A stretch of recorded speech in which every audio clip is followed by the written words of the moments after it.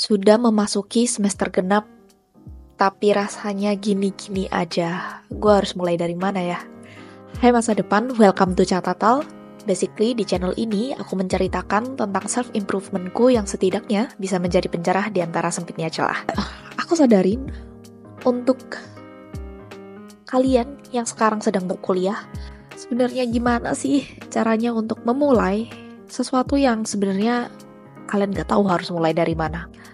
Sesuatu itu mungkin yang bisa membawa kalian ke mimpi-mimpi kalian. Sesuatu itu yang mungkin bisa membawa kalian jauh lebih baik. Selama pengalamanku berkuliah, aku membuka beberapa jalan. Dan ini adalah beberapa hal kebaikan yang tidak susah, tidak juga terlalu gampang. Tapi aku yakin kalian semua bisa ngelakuin ini tanpa harus bermodalkan sepeser pun, cuman butuh niat aja. Oke, basically selama kuliah, aku gak mau mulu-mulu. Yang penting, aku menorehkan sejarah di hidupku sendiri. Itu bisa bermakna, bisa lebih intens lagi ke diri sendiri. Dan tentunya gak mau buang-buang waktu ya. Selama masa perkuliahan, menurut gue, perkuliahan itu sama halnya dengan anak bayi yang lagi ada di fase golden age-nya. Jadi, masa perkuliahan itu sebaiknya dan sudah sepatutnya untuk melakukan sesuatu hal yang emang di luar dari kebiasaan kalian.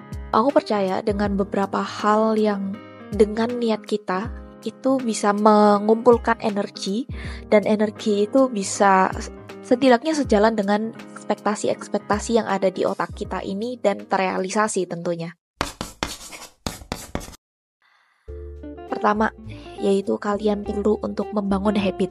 Habit adalah sebuah kebiasaan yang sebenarnya bisa kalian pupuk sejak sekarang, hari ini, detik ini, dan untuk beberapa hari ke depan itu bisa efektif. Bangun habit itu tentunya bisa disesuaikan dengan apa yang ingin kalian tuju, apa yang ingin kalian capai di dalam waktu tertentu.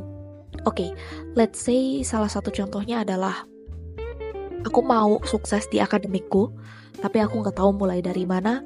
So, bangun habitnya dulu, mulai dari akarnya dulu, pangkalnya dulu.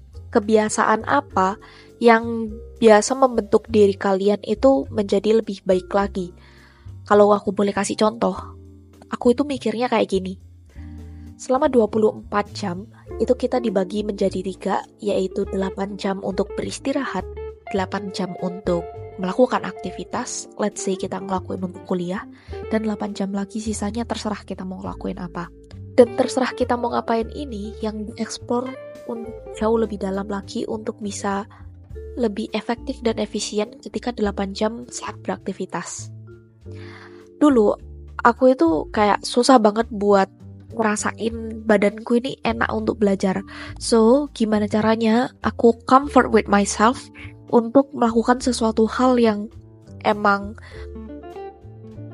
bukan menjadi kebiasaanku, tapi at least badan ini udah bisa diajak koordinasi kerjasama untuk belajar.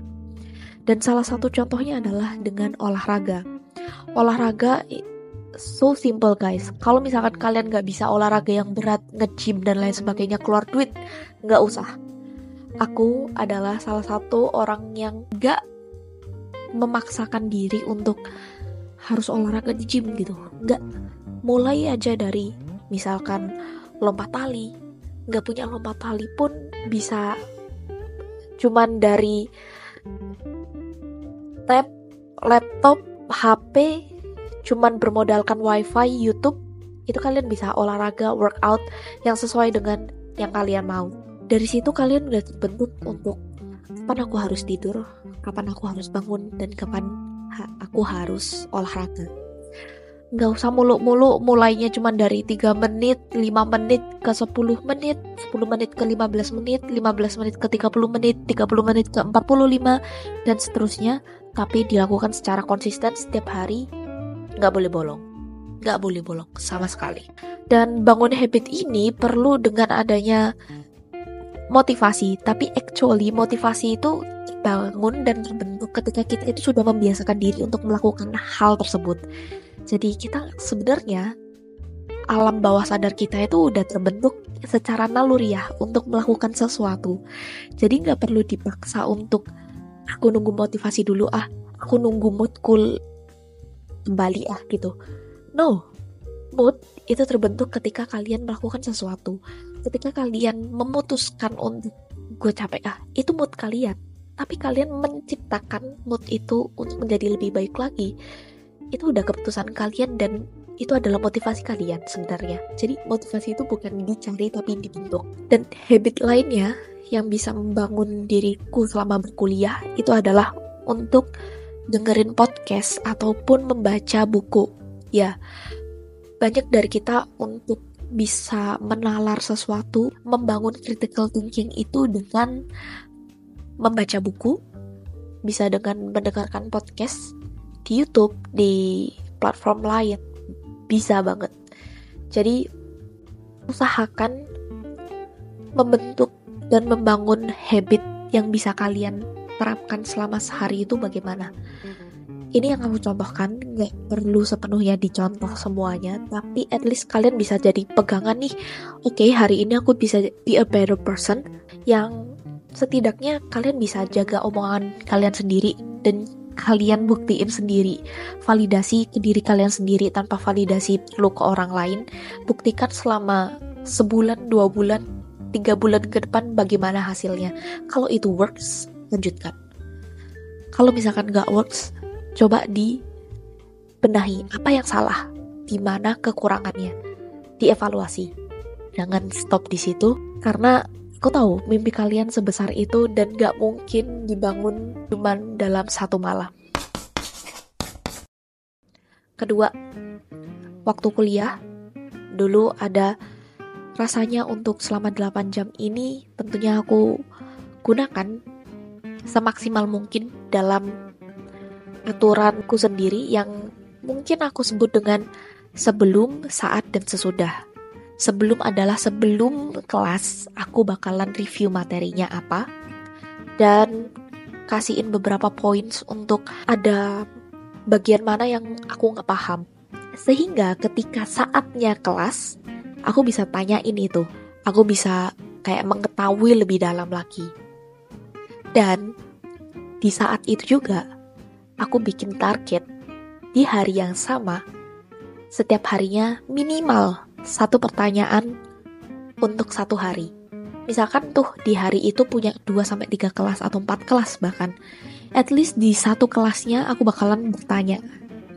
Kalau bisa di setiap kelasnya bertanya 1 pertanyaan, ya itu bakalan lebih bagus lagi.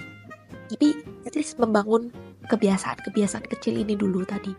Memberanikan diri untuk bertanya itu sekarang udah biasa banget guys. Kalian kalau mau bertanya untuk membangun critical thinking, untuk kritis, untuk curious about something, itu sesuatu yang udah lumrah banget.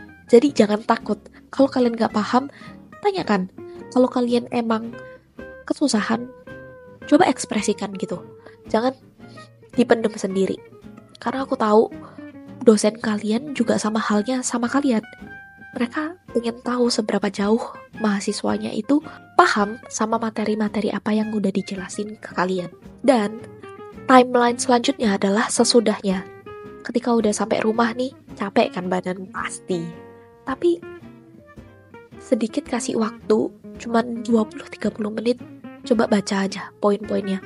Kira-kira dari pertanyaan yang udah aku siapkan sebelumnya, apakah terjawab dengan maksimal?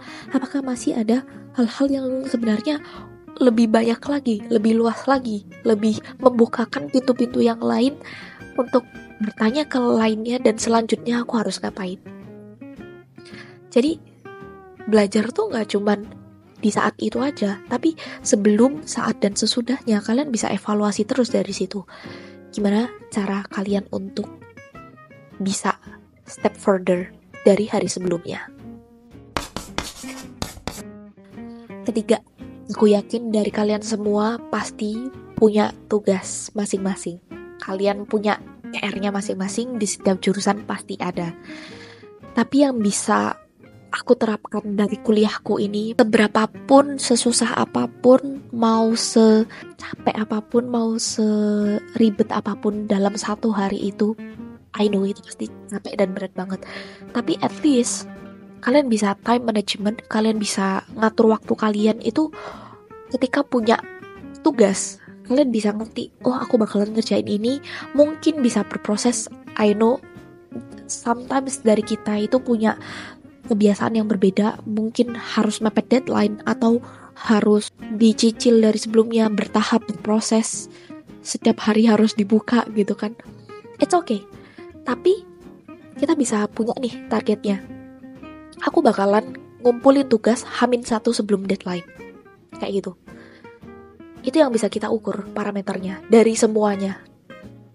Terlepas dari segala proses yang kita laluin mungkin beda, tapi kita punya satu tujuan nih, satu nilai, satu poin yang bisa kita ambil adalah at least H-1 sebelum deadline aku udah selesai dan aku udah mantap sama jawabannya, aku udah mantap sama progres semuanya.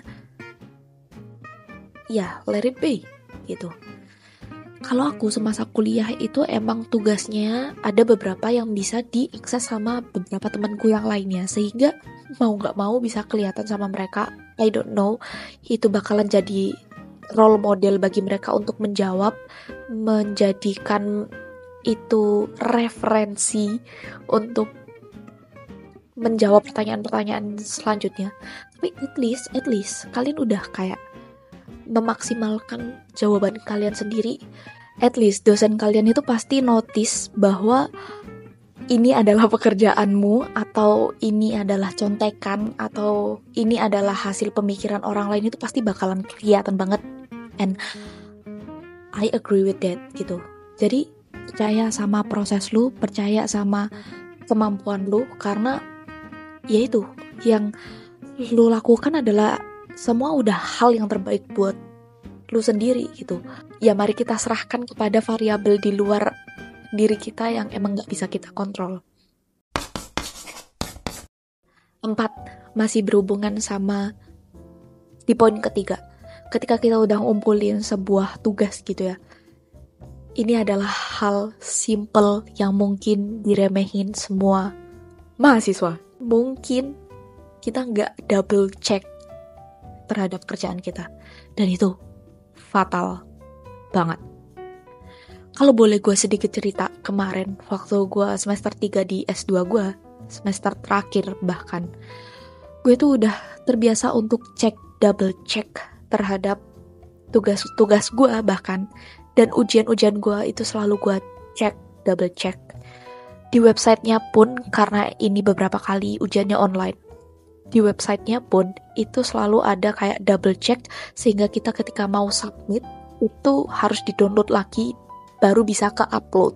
Kebetulan waktu itu ada 2 ujian, 2 mata kuliah, cuman 2 aja, dan itu dikasih waktu seminggu. Waktu itu emang hektik-hektiknya aku untuk kegiatan ini, kegiatan itu, dan lain sebagainya. Bukan cuman alasan, tapi itu emang ya momen bersejarah di hidup gue. Karena satu, itu wisuda angkatan gue yang S1 sebenarnya, tapi gue gak bisa ikut wisuda bareng mereka karena gue lanjut S2 kan.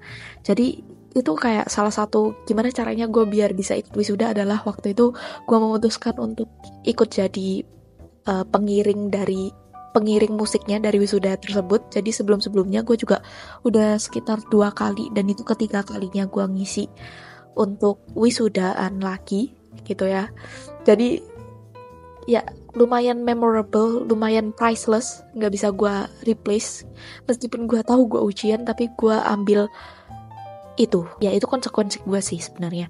Dan yang kedua adalah waktu itu kakak gue lagi tunangan. Jadi ya gak bisa digantikan oleh siapapun gitu. Gue sebagai kerabatnya ya pasti membantu itu gitu. Ada 2 itu, dan gue waktu itu lagi ujian.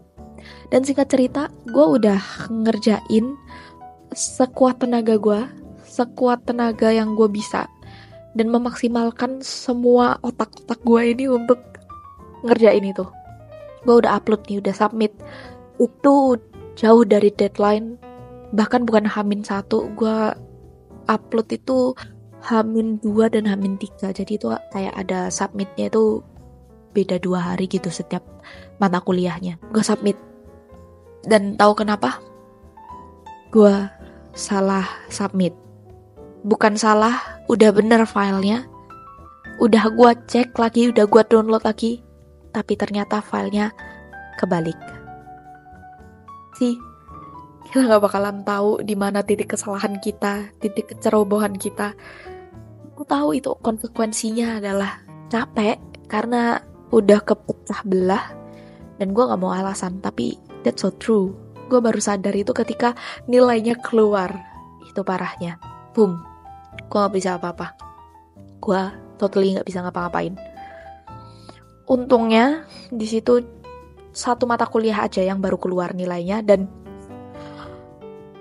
gue minta maaf semaaf-maafnya ke dosen gue, dan puji Tuhan gue dikasih kesempatan kedua untuk re-upload untuk mata kuliah satunya. Jadi mata kuliah ini untungnya itu juga masih dikasih nilai sama bapaknya. Untungnya dosen mata kuliah gue yang kedua juga kasihin kesempatan untuk gue re-upload dengan ya nilai maksimalnya pasti berkurang. Satu, kedua, gue harus kasihin semua bukti-bukti yang relevan terkait gue kebalik secara nggak sengaja. Untungnya selama gue ngelakuin buat kuliah ini, gue itu selalu jaga-jaga antisipasi kalau misalkan server down pertama. Kedua, waktu itu gue juga pernah submit ujian, tapi setelah selang beberapa minggu nilai belum keluar, itu kayak portalnya ngomong kalau gue belum submit. Padahal gue udah punya bukti kalau ada tanda gue udah submit, dan seminggu setelahnya kayak hilang aja gitu. Dan ya gue pernah ngelaporin itu. Semenjak dari itu gue gak mau lagi yang namanya melewatkan untuk nge-screenshot bukti-bukti kalau misalkan gue udah submit gitu. Jadi gue punya buktinya. Gue waktu itu juga udah kayak bikin time lapse gitu untuk submit, dan ya waktu gue pelanin emang gue kebalik, dan itu cukup untuk membuktikan bahwa gue emang gak sengaja gitu. Dan setelah gue submit pun gue gak utak-atik filenya, dan itu kan ada kayak class modified gitu, jadi bisa kelihatan di situ bahwa gue emang ngasih perubahan dari file tersebut. Akhirnya gue dikasih kesempatan lagi. Gila, itu hati-hati banget. Ini simple, sepele, tapi krusial banget. Gue hampir gak lulus karena ini. Poin selanjutnya, poin dimana kalian dituntut untuk aktif dalam hal apa, terserah kalian mau apa, tergantung sama tujuan kalian. Kalau misalkan kalian mau aktif dalam kegiatan organisasi, silakan. Kalau kalian mau aktif dalam kegiatan lomba, silahkan. Kalau kalian mau aktif dalam sosialisasi, misalkan kalian mau volunteer, silahkan banget. Aku udah ngelakuin yang udah aku sebutin ini tadi. Aku udah memaksimalkan waktuku yang ada, dan tentunya itu bisa menjadi gak sekedar jadi added value aku, soft skill pasti dapet. Kedua, gue dapet relasi. Ketiga, tentunya gue pasti punya banyak banget pengalaman yang tentunya yang itu bisa jadi buat portofolio gue ke depannya.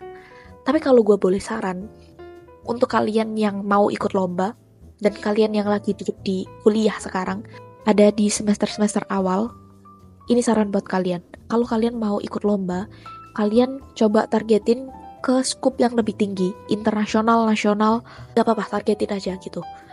Seiring berjalannya waktu, seiring kalian ikut lomba sana-sini nih, itu bikin skill kalian bertambah. Gak apa-apa, cuman bahasa Inggrisnya bisa kecil sedikit, it's okay. Yang penting kalian coba, yang penting kalian pernah mengalaminya gitu. Gak yang tiba-tiba, aku gak tahu apa-apa ini, tiba-tiba kayak boom, ya gagal, gak jadi deh gitu, mundur. No, caranya gak kayak gitu. Caranya adalah bertubi-tubi kalian lakuin sampai kalian bosen, sampai kalian nemu kuncinya di mana, sampai kalian nemu itu bumbunya itu yang itu di mana. Jangan menyerah gitu. Dan satu hal lagi, kalau kalian mau lomba dan kalian itu bisa bermanfaat untuk kehidupan kalian selanjutnya. Kayak misalkan contoh bekerja, coba kalian cari lomba-lomba yang diadakan sama perusahaan. Aku tahu banyak lomba-lomba itu yang diadakan sama universitas, yang tingkat universitas, I know, secara nasional internasional pun juga ada gitu. Tapi kayaknya kalau bisa gue puter balik lagi di zaman-zaman gue aktif berkuliah, itu gue bakalan menargetkan untuk kayaknya lebih worth it ketika gue ikut lomba-lomba yang ada dan diselenggarakan oleh perusahaan gitu, karena opportunity-nya jauh lebih banyak, jauh lebih besar. Selain kalian dapat uang, kalian dapat relasi juga sama itu perusahaan. Mungkin kalian juga bisa dapat kesempatan untuk magang di perusahaan itu. We never know gitu. Jadi coba, dan rugi banget kalau misalkan kalian nggak coba sama sekali. So itu dia beberapa hal positif yang aku lakukan sehingga bisa menuai segala bentuk buka jalan ataupun membukakan jalan pintu-pintu yang lainnya gitu, yang mulai dinotis sama dosen, yang mulai dinotis jadi kakak tingkat yang bervalue, menjadi pribadi yang lebih percaya diri lagi gitu. At least untuk diri kalian sendiri, kalian punya validasi bahwa ini loh aku, ini loh gue mahasiswa yang bukan cuman kupu-kupu. Oke, it's okay boleh kupu-kupu, tapi kalian punya value kalian sendiri gitu. Kenapa?